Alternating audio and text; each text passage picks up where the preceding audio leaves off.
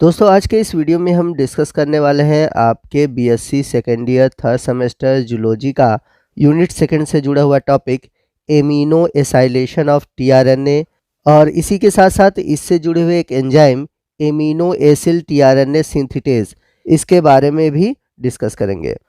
तो आइए आज के इस वीडियो की शुरुआत करते हैं। तो टीआरएनए एमिनो एसाइलेशन क्या होता है इसको समझते हैं।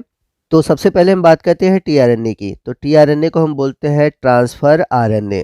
तो हमारे शरीर में ट्रांसफ़र आरएनए का मुख्य काम होता है ट्रांसलेशन में भाग लेना।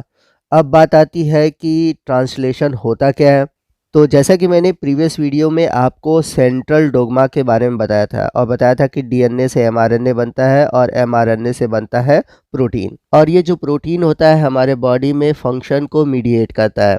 तो जब डीएनए से डीएनए बनता है यानी कि डीएनए अपने अमाउंट को डबल करता है तो उस प्रोसेस को हम बोलते हैं रिप्लिकेशन, और जब डीएनए से आरएनए बनता है तो उसको हम बोलते हैं ट्रांसक्रिप्शन, और जब आरएनए से प्रोटीन बनता है तो उसको हम बोलते हैं ट्रांसलेशन। तो यहाँ पर हम बात कर रहे हैं ट्रांसलेशन की, यानी कि आरएनए से प्रोटीन का बनना। तो आरएनए से प्रोटीन कैसे बनता है, तो जैसा कि मैंने प्रीवियस वीडियो में बताया था कि एमआरएनए पर जो सीक्वेंस होते हैं न्यूक्लियोटाइड को उसको हम बोलते हैं कोडॉन।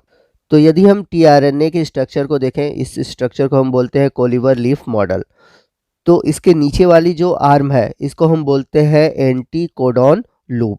तो इसे क्यों बोला जाता है, क्योंकि जो एमआरएनए पे कोडॉन होते हैं उनका कम्प्लीमेंट्री इनके पास होता है, जिसे हम बोलते हैं एंटी कोडॉन लूप।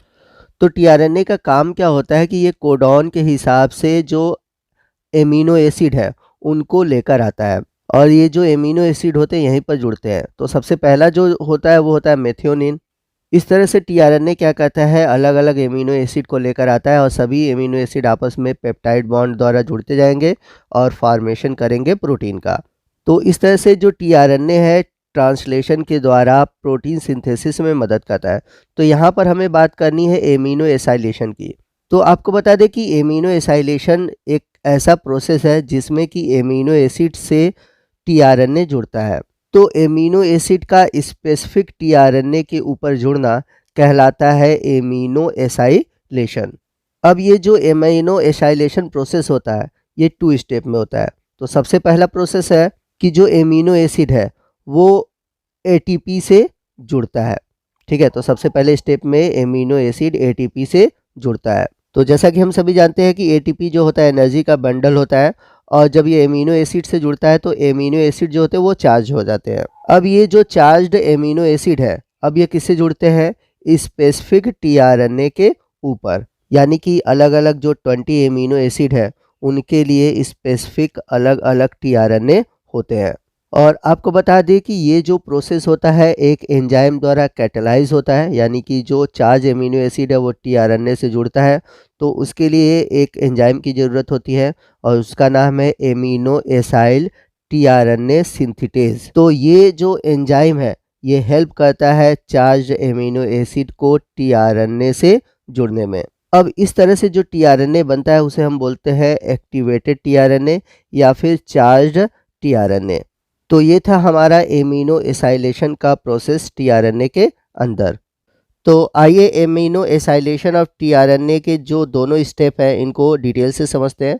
जैसा कि मैंने ऊपर बताया था कि जो एमिनो एसाइलेशन होता है वो एक एंजाइम द्वारा कैटेलाइज किया जाता है जिसको हम बोलते हैं एमिनो एसिल टीआरएनए सिंथेटेज। तो एमिनो एसाइलेशन का जो पहला स्टेप है वो है एडिनाइलेशन। तो जैसा कि मैंने बताया था कि इसमें जो एमिनो एसिड होता है वह एटीपी के साथ रिएक्ट करता है, और जैसा कि हम सभी जानते हैं कि एटीपी में एक एडिनोसिन और 3 फास्फेट समूह होते हैं, जैसा कि आप यहाँ पर स्ट्रक्चर में देख सकते हैं। तो अगर आपने एटीपी का स्ट्रक्चर नहीं पढ़ा है तो मैं आपको यहाँ पर समझा देता हूँ। तो जो एटीपी होता है उसमें एक एडेनिन समूह, एक राइबोस और 3 फास्फेट समूह होते हैं, और जब एडेनिन राइबोस से जुड़ता है तो उसको हम बोलते हैं एडिनोसिन। यहाँ पर आप देख सकते हैं कि ये दोनों जुड़े हुए हैं, तो यहाँ पर लिखा है एडिनोसिन। अब जब एडिनोसिन में एक फास्फेट जुड़ता है तो उसको हम बोलते हैं एडिनोसिन मोनोफास्फेट।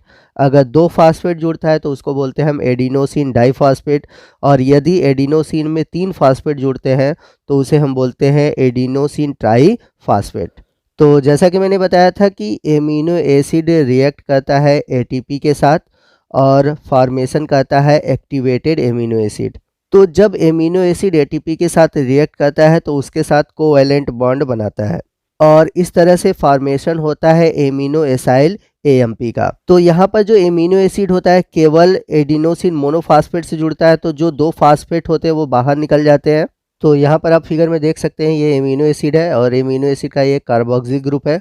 तो ये क्या करता है, एटीपी के 2 फॉस्फेट को हटा देता है और जो एडिनोसिन के साथ जुड़ा हुआ फॉस्फेट समूह है उसके साथ कोवैलेंट बॉन्ड के द्वारा जुड़ जाता है और इस तरह से फॉर्मेशन होता है एडिनाइलेटेड एमिनो एसिड का, या फिर जिसे हम एमिनो एसिल एएमपी भी कहते हैं। तो बना हुआ जो एमिनो एसिल एएमपी है ये एक मिक्स्ड एनहाइड्राइड है। किसका मिक्स एनहाइड्राइड है? कार्बोक्सिलिक एसिड और फास्फोरिक एसिड का। और आपको बता दें कि जो मिक्स एनहाइड्राइड होता है वो बहुत ही रिएक्टिव कंपाउंड होता है। तो इनके रिएक्टिव होने की वजह से इनका जो नेक्स्ट स्टेप है यानी कि टीआरएनए के साथ जुड़ना बहुत ही इजी हो जाता है। तो अब एमिनो एसिल एएमपी जो है वो सेकंड स्टेप में जाता है और जुड़ता है टीआरएनए से। तो कैसे टीआरएनए से जुड़ता है इसको समझते हैं। तो फर्स्ट स्टेप में बना हुआ जो एमिनो एसिल एएमपी है अब वो टीआरएनए के साथ जुड़ेगा और बनाएगा एमिनो एसिल टीआरएनए, और जो एमिनो एसिल के साथ जुड़ा हुआ एएमपी होता है वो अलग हो जाता है और इस तरह से फॉर्मेशन होता है एमिनो एसिल टीआरएनए का। तो इस तरह से टीआरएनए और एमिनो एसिल के बीच एस्टर लिंकेज का फॉर्मेशन होता है। तो एमिनो एसिल का जो अटैचमेंट है वह या तो तीसरे हाइड्रोक्सिल ग्रुप से होता है या फिर दूसरे हाइड्रोक्सिल ग्रुप से होता है टीआरएनए के राइबोस शुगर के साथ। अब ये जो एमिनो एसिड है वह टीआरएनए के राइबोस के कौन से हाइड्रोक्सिल समूह से जुड़ेगा, यानी कि दूसरे से जुड़ेगा या फिर तीसरे से जुड़ेगा, इसका जो डिसीजन है इसका डिसीजन करता है एमिनो एसाइल टीआरएनए सिंथेटेज। तो इसका रीज़न ये है कि जो एमिनो एसाइल टीआरएनए सिंथेटेज है इसकी 2 क्लासेस पाई जाती हैं, एक है क्लास 1 और दूसरा है क्लास 2। तो जो क्लास 1 है यह लोड करता है एमिनो एसिड को दूसरे हाइड्रोक्सिल ग्रुप पर, और जो कि क्लास 2 है यह लोड करता है एमिनो एसिड को तीसरे हाइड्रोक्सिल ग्रुप पर। तो आइए मैं आपको रिएक्शन को समझाता हूँ। यहाँ पर हमारा एंजाइम है, यह है amino acyl transfer RNA synthetase और ये है एमिनो एसिल एएमपी, यानी कि एमिनो एसिड जो कि एएमपी से जुड़ा हुआ है। यहाँ पर आप देख सकते हैं कि ये एएमपी से जुड़ा हुआ है और ये एमिनो एसिड का कार्बोक्सिलिक ग्रुप है। तो class 1 amino acyl tRNA synthetase enzyme क्या करता है, यहाँ पर आप देख सकते हैं कि ये टीआरएनए का स्ट्रक्चर है और टीआरएनए में भी लास्ट में एडिनोसिन पाया जाता है जिसको हमने बड़ा करके दिखाया हुआ है। तो यहाँ पर आप देख सकते हैं कि जो एडेनिन है इसका सेकेंड कार्बन है और थर्ड कार्बन है जिसमें कि हाइड्रोक्सिल ग्रुप जुड़े हुए हैं। तो क्लास 1 क्या करता है, जो एमिनो एसाइल एएमपी था उसके कार्बोक्सिलिक ग्रुप को इस सेकंड वाले हाइड्रोक्सिल समूह से जोड़ता है और एएमपी को बाहर निकाल देता है। तो इस तरह से आप देख सकते हैं कि जो एएमपी है वो बाहर निकल गया और ये जो एमिनो एसिड का कार्बोक्सिलिक ग्रुप है वो सेकंड हाइड्रोक्सिल ग्रुप पर जुड़ गया। तो यहाँ पर नीचे आप ये स्ट्रक्चर देख सकते हैं। तो इस तरह से 2O amino acyl transfer RNA बनता है। तो 2O इसलिए लिखा है क्योंकि ये सेकंड नंबर के ऑक्सीजन से जुड़ा हुआ है। अब ये जो class 2 amino acyl transfer RNA synthetase है ये क्या करता है, ये करता क्या है कि जो एमिनो एसिड एएमपी है उसको टीआरएनए के तीसरे हाइड्रोक्सिल ग्रुप से जोड़ता है। तो जैसा कि पीछे हमने देखा था कि एमिनो एसिड का जो कार्बोक्सिल ग्रुप है वो जुड़ता है और जो एएमपी होता है वो अलग हो जाता है। तो यहाँ पर भी वैसे ही एएमपी अलग हो जाएगा और जो एमिनो एसिड का कार्बोक्सिल ग्रुप है वो थर्ड नंबर के टीआरएनए के हाइड्रोक्सिल ग्रुप से जुड़ेगा और इस तरह से बनेगा 3O एमिनो एसिड टीआरएनए। तो यहाँ पर आपको बता दें कि जो 2O amino acid transfer RNA है वह 3O amino acid transfer RNA में बदल सकता है और इस प्रोसेस को हम बोलते हैं ट्रांसएस्टरीफिकेशन, यानी कि सेकंड वाला डायरेक्ट थर्ड में बदलता है तो ये प्रोसेस कहलाता है ट्रांसएस्टरीफिकेशन।